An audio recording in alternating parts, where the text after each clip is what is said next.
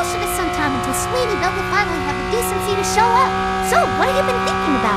About everything that has been happening lately? You know, the whole thing about the secret government ministries and this weird Agent Classified person. What about it? Do you remember what Agent Classified told us before he died?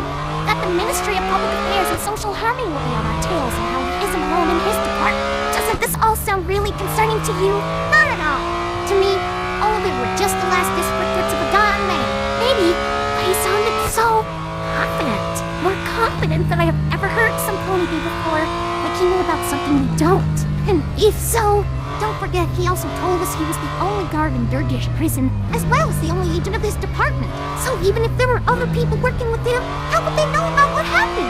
I wouldn't think too much about it if I were you. I guess so. And even if this Agent Classified was to somehow still be alive, we could simply call Miss Shirley to kill him again. I bet she would love to do us the favor. Yeah, I think so too. It's actually kind of funny if you think about it. What are you talking about? If your sister hadn't seen us for her stupid copyright, we wouldn't have got thrown in prison and Miss Shirley would still have her mind scrambled. Not to mention all the other ponies wrongfully imprisoned in the cement block of doom. You're right, it's a bit ironic. But that also means we have freed Spike in the process. So the mayors of Equestria should watch their butts. Or tell me so Dragon is on the loose. Yeah, I guess everything has its negatives. But it's a small price to pay for the good we have done. Oh, speaking of your sister, how is she? Touchy problem. You wouldn't believe it. One day she came to me and I got ready for the worst. But she just sat with me and we talked about the whole situation like adults. Or, well, like sisters. But you know what I mean? Really? Your sister molests you for weeks and then you just talk it out and everything is back to normal. I know it sounds weird. That's how it went. Even though Applejack acted kind of strange when we had our talk. She seemed so detached from everything, like she hadn't actually been there when it all happened. Maybe she's just coping with it by ignoring her embarrassment. That's what I think. But in the end, it doesn't really matter to me, as long as this nightmare is finally over.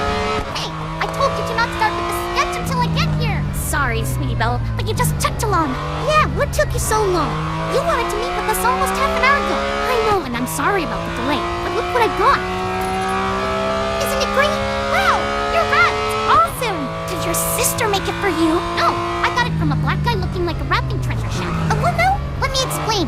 On the way here, I crossed the town junkyard and found the shiny pieces of metal.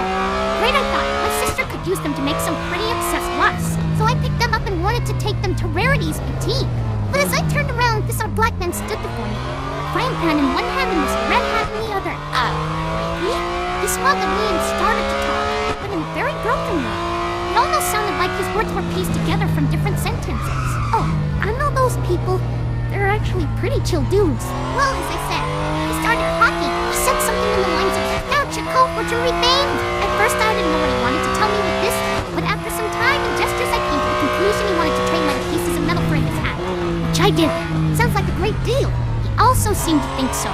After we exchanged our wares, he started tearing up and even hugged me without a warning. I wasn't really sure if I needed an adult back then, but I was that close to screaming. I would have been as well.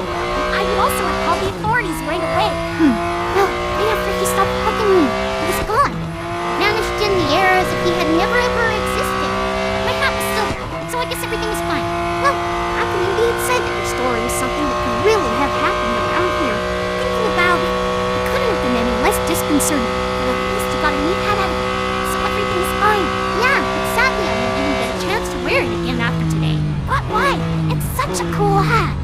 I know.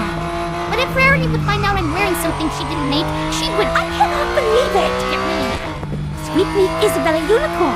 How dare you disrespect me by wearing this? Crime against fashion! Please, Rarity! I just wanted to show it to my friends. It's not a big deal, I swear! Cause I'm not your mom. We'll talk about this when we get home. So say goodbye to your friends and come with me. But I just got here. Please, just a few more minutes. I swear I'll never wear anything else but your fashion. Fine. But don't take too long. And when you get home, be prepared for some heavy scolding. I will. Thank you, sister. I can't believe she would have so little respect for my work. Wearing that, she got me some Well, that sure was something. What? Sweet me? Isabella? Yes, those are my first and second name.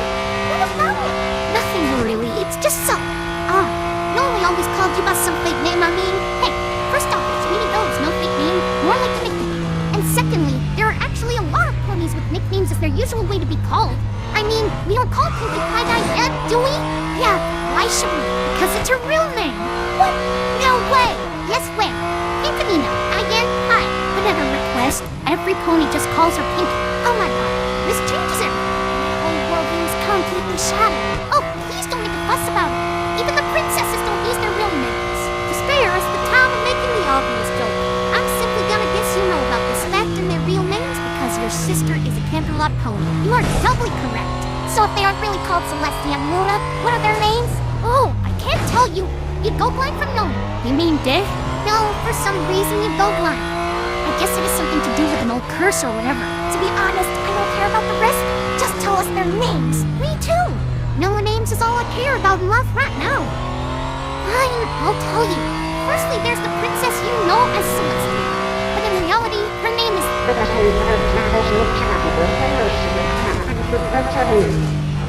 Holy shit! That was so totally worth getting blind for! Yeah, totally! So I guess you also want to know Luna's real name? Nah, I'm gonna pass. I don't feel so good after the last reveal. Yeah, I'm passing big time on that. At first I was tempted, but now that I can feel my body again, there's this strange feeling of liquid dripping out of my spine. So I'm not quite sure if that's about a second revolution. Okay, no problem. I think I should get home anyways because Rarity will so kill me if I'm late. So I guess I'll see you tomorrow in school. Bye! Wait, what about our blindness? How long is this condition gonna last? Oh, not for long. In fact, it should cure itself by the end of this sketch. Okay, in that case we shouldn't waste any more time.